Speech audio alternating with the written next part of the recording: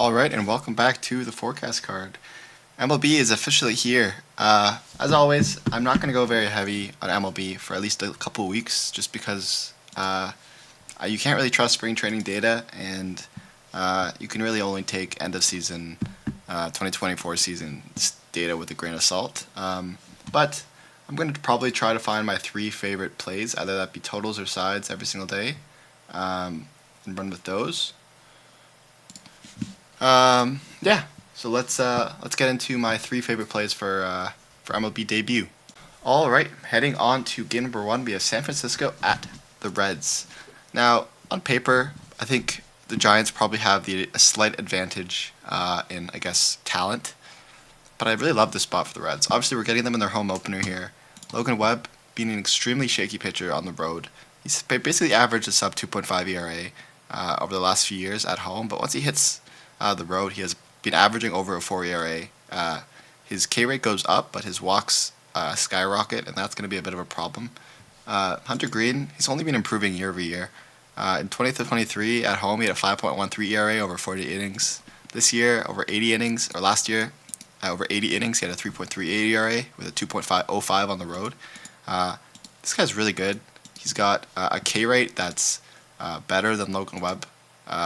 Obviously, his problem is that he walks quite a ton, but him at home versus Logan Webb on the road, their walking rate is pretty similar, but Hunter Green has that K rate now.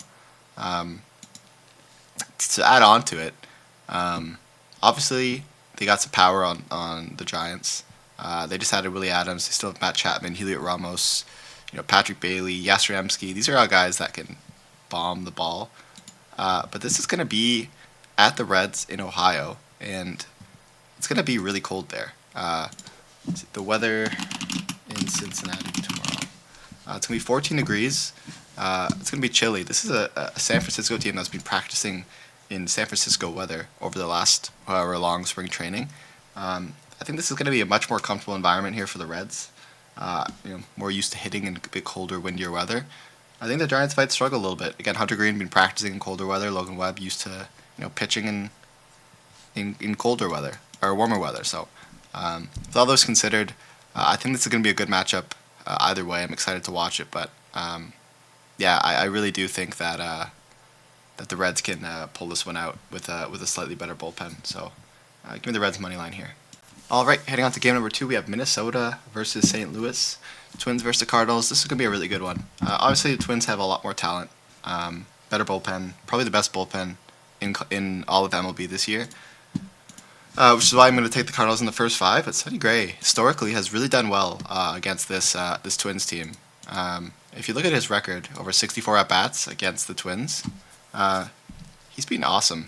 He's held them to a sub .600 OPS, .15 batting average. He's been really elite, and for the most part, this Twins lineup is very similar to what it was last year. Obviously, they have a few small adds, a couple losses, but for the most part, it's very similar in terms of their core. On the other side, the Cardinals, also very similar. If you look at kind of how these teams ended off the year, at home versus righties, which is kind of what we're getting here at the Cardinals, they weren't amazing. They had, not in that necessarily that elite of hitting to end off the year. They finished with 100 WRC plus over the last 3 months. But on the other side, which is kind of weird, Twins were obviously a really good hitter for most of the year. But kind of to end off the year, the Twins were the worst team on the road versus righties in the last 3 months, with an WRC plus of 68. Now, they looked a little bit better in the preseason spring training, but I just don't think it's enough here. I think the fact that the Cardinals are going to be at home in this game, home opener, they're going to have that kind of excitement. And, if you look at how Lopez ended off the year on the road, if you look at away pitching,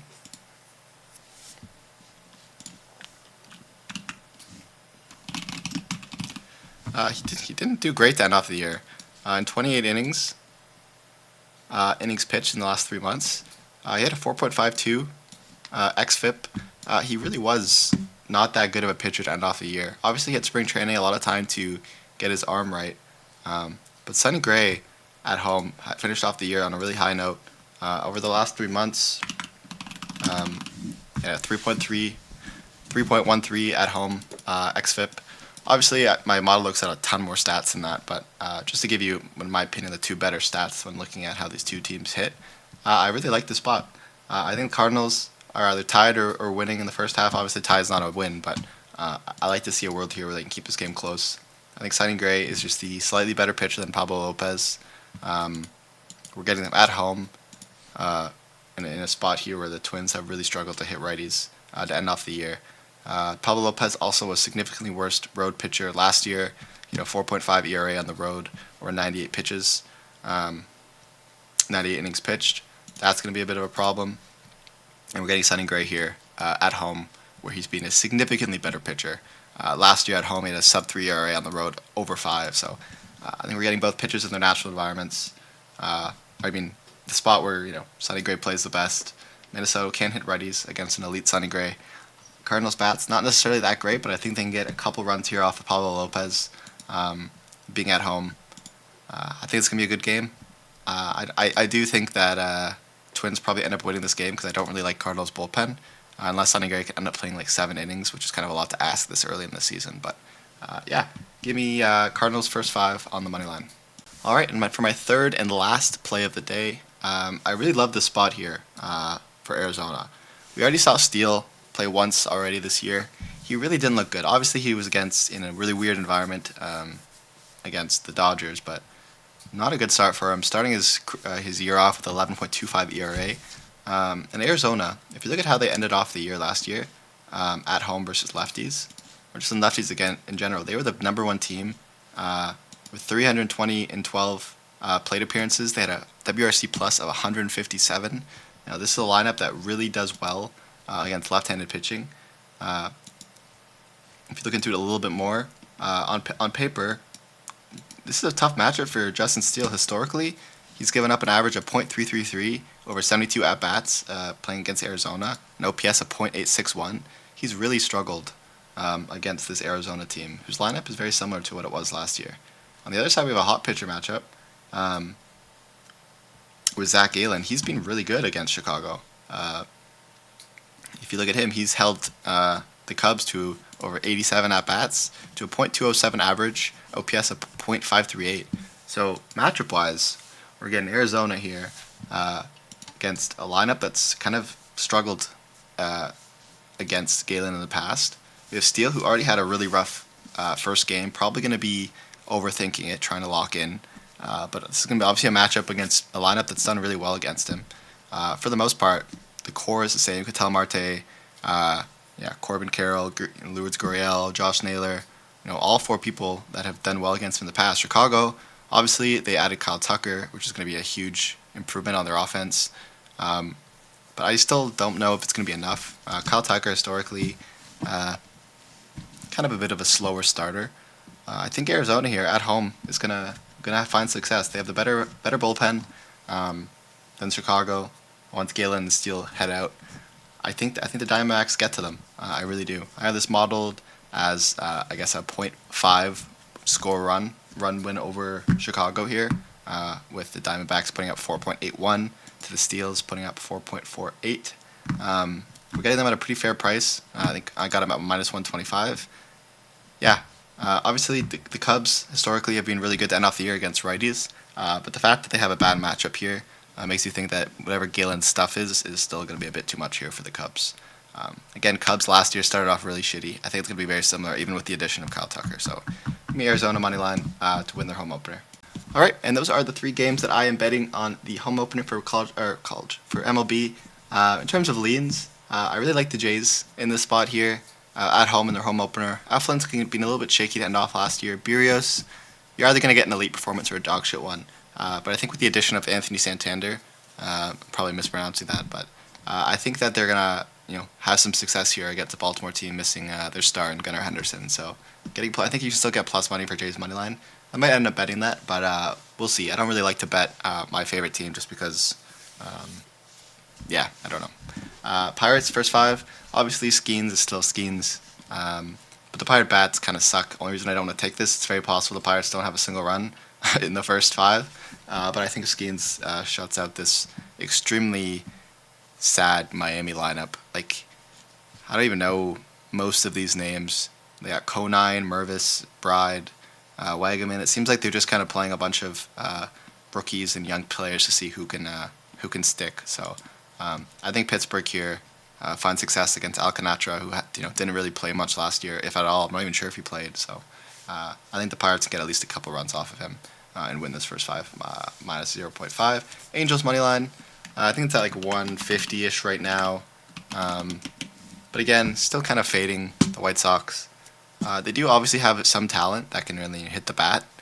Their first 4 are honestly pretty good. Andrew Vaughn, Benintendi, Robert Slater, pretty elite. Angels, I wouldn't say they have that good of a lineup, but they do have George Soleil now. They do have Logan O'Hoppe. Mike Trout is finally playing again. Taylor Ward's still one of the best left fielders, in my opinion. Very solid front end. So I do think they hit Sean Burke. I don't think Sean was really that great. And Kikuchi, obviously an elite pitcher against a White Sox team that historically is not very good against the lefties. Obviously, most of these, a lot of their end half really is kind of new to the White Sox org, but we'll see how that goes. Mets money line. This one's kind of just like a toss-up. I think it's a bit of a 50-50. I don't really like to fade the Astros or Valdez at home, but on paper, man, the Mets lineup is so stacked this year, like all the way. Lindor, Soto, Alonso, Vientos, Brandon Nimmo, and Sterling Marte, Jose Siri. They're all elite. Obviously, Houston still has a lot of talent too, but without Kyle Tucker, they lose a lot of that power. And I do think that obviously Clay Holmes was pretty decent last year, and Framber, you don't really know what you're going to get with him. He's either going to be, have a chance of throwing a no hitter, or he's going to have like a first inning collapse. But historically, he's been really good at home, and last year he was especially elite at home. So not necessarily want to fade him, even if I do like the Braves, the Mets bats to get to him. And lastly, I do like Braves money line a little bit. I don't particularly love it, but I do think Chris Sale is the way better pitcher in this matchup. I think they have the better bullpen. Michael King, obviously, still a really good pitcher, but I don't think he's nearly as good as Chris Sale. But I do think that the Braves, until they get Acuna Jr. back, their offense is kind of okay. It's like not the greatest. I might end up actually betting this. I kind of like as I'm looking at it a bit, I do like it. I think the Padres lineup, their first 5's elite, but their bottom 4 I think are a lot worse. I think both the bottom 4s of both these teams suck. I think they both have an elite starting 5, and then their other team players are kind of mid. But we'll see. I might end up betting these other 5 if I kind of really feel like it. But overall, 3 games that I bet, 5 leans. If you go to the description in my spreadsheet, you can see all my totals and the other games I like. The plays are just my 3-star bets that I like, and my leans are my 2 stars. And totals I'm not really touching for a little bit, because I think that's even more reliant on knowing kind of how these 2 teams are hitting this year. And I think overs are just a little bit too risky without any data. Overs are unders, of course. So we'll end up doing a lot of totals. That's kind of where I prefer to bet long term, but early on I'm just going to stick to sides. But yeah, that's everything for MLB to start off the season. Thank you guys so much for watching, and I'm looking forward to a full season of baseball with you guys. So cheers.